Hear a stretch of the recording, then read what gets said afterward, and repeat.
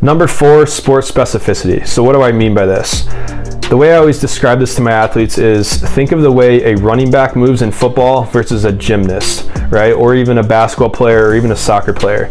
The specific movements that those athletes make that are required in their sport are drastically different from one another. And if it's not appropriately rehabbed throughout the process and the athlete looks athletic, they look strong, but they haven't actually performed movements that are required for their sport, this can be a problem. Number 5, graft choice.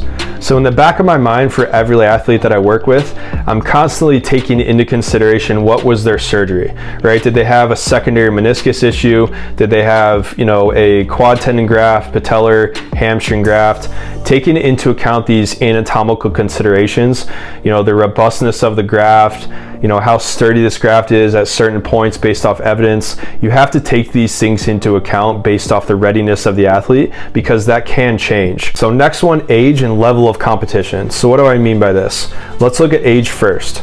The way I rehab a 14-year-old versus the way I rehab maybe an 18 or 19-year-old going into college, for example, is much different too. So a lot of the other factors that we take into consideration, this may be another really important one. The way I rehab a 14-year-old, and in the back of my mind thinking this person's very young, they have a lot of time, especially if they have aspirations to play in college.